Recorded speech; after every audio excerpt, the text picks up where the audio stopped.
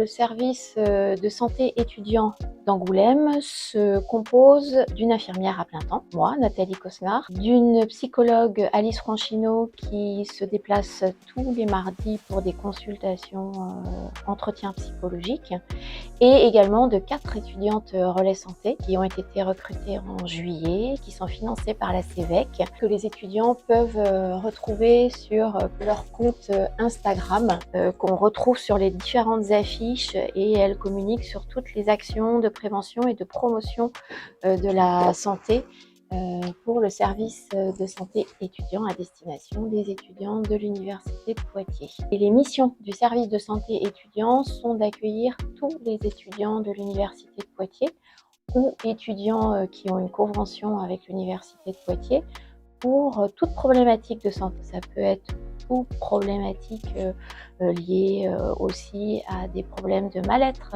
de santé mentale, et puis également pour toute question concernant la santé.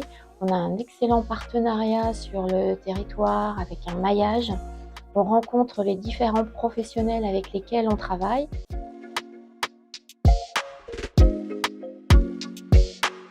Alors, les jeunes étudiants et étudiantes qui arrivent en première année sur le territoire charentais et qui ne sont pas pour le coup de ce département ont vraiment besoin d'un accompagnement. Il ne faut pas oublier qu'on sort aussi de 2 années Covid et il y a beaucoup de repères et de réflexes qui ont été perdus. On travaille aussi en partenariat avec la CPM parce que souvent ils n'ont pas ouvert leur compte Amélie, ils ne savent pas ce que c'est, ils ne savent pas ce que c'est qu'une carte mutuelle. Donc en préambule à une prise en charge somatique ou psychologique, voilà, il y a tout ce travail-là à faire en amont qui prend énormément de temps. Ça fait 9 ans moi que je suis sur ce poste, je travaille avec quelques médecins et j'arrive pour l'instant, bon an mal an, à orienter, à trouver des solutions pour les étudiants et étudiantes.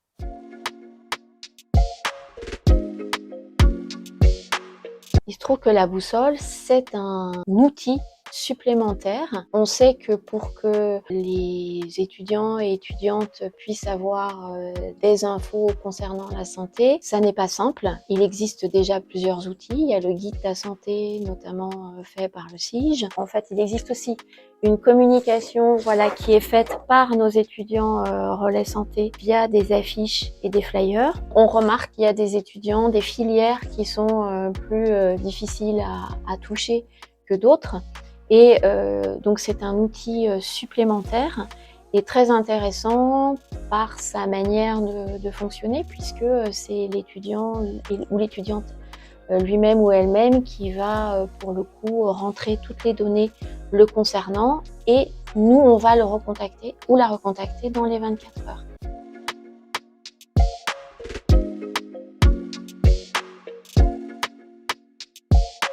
Les conseils que je donnerais aux jeunes, c'est puisqu'en fait ils utilisent beaucoup Insta, et pas que. Sur Insta, ils vont avoir des infos via leur BDE, via leur scolarité. Ce qui est pertinent pour eux, c'est de se rapprocher effectivement des étudiants et étudiantes relais santé.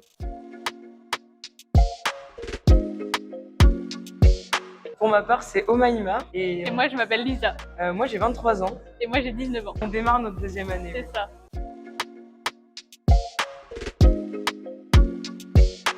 L'idée, c'est d'être un relais entre l'infirmière et les étudiants, de répondre à leurs questions. Le but, c'est qu'en tant qu'étudiant, on puisse être au plus proche des étudiants. C'est pas toujours facile de parler avec des adultes, donc ça permet qu'il y ait une certaine proximité en fait.